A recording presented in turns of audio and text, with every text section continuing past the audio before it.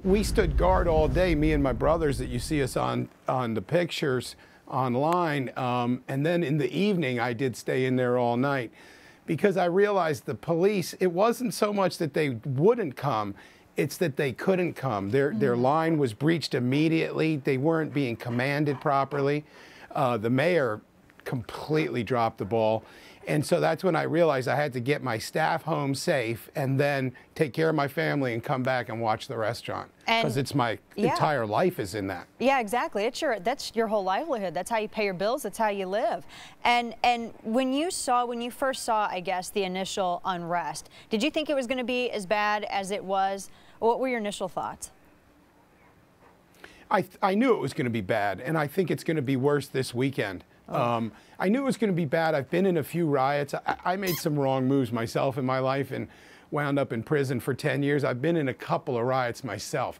I knew it was going to be bad, but I really thought that with all the advance notice and watching what had happened in Ferguson, et cetera, that our administration would take measures to slow it down or at least mitigate some of what was going on. And Stephanie Rawlings Blake did nothing. Our mayor did nothing. Yeah, she buried her head in the sand. Yeah, we discussed the story yesterday, how she apparently, according to numerous inside sources, numerous sources within Baltimore PD, that she specifically gave the order for them to stand down. And I mean, that's what, your tax money's going towards, that protection. I mean, if you're not allowed to protect your business, that's what the cops are for. If they're not there to do it, what's the last, what do you have? What do you have to do? I mean, that's that, and I'm sure a lot of business owners felt that way. You said your staff, you wanted to make sure your staff got home safe.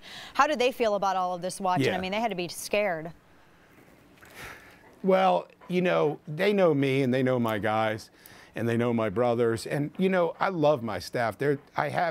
I'll send you a picture if you like. They're the greatest group of kids on the planet.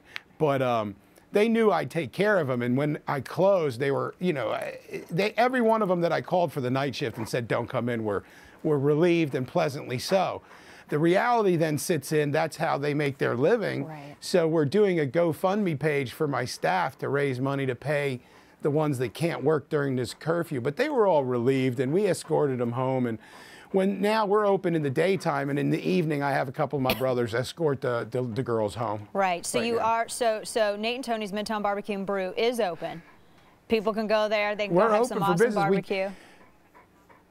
Dana, we gave away barbecue. Let me tell you something. I don't just own Midtown Barbecue and Brew. I own Changing Directions, which I've been housing indigent ex-offenders and veterans with drug addiction problems for 12 years. That is awesome. I've never taken a penny of a donation. I've never thrown anyone out for being drunk or high. We work with them more intensely. And hundreds of men have got their lives back through that. I also rescue dogs. Sasha was a rescue. Now, that being said, we sat down yesterday and said, how can we do some healing in this community, which isn't also going on? So we gave away over 500 barbecue sandwiches to the neighbors. All the neighborhood, everybody was welcome, which we've always welcomed everybody. Right. It's not a them against us issue. This is a poorly managed, really bad deal that could have gone a lot worse and should have been much better. Sasha, chill. She's so good. And thank you. She's so good. And she's an angel. But yeah, so yesterday we spent the day giving away barbecue, and today we'll be open again. And anybody who's hungry, they come by, they can get a free barbecue sandwich.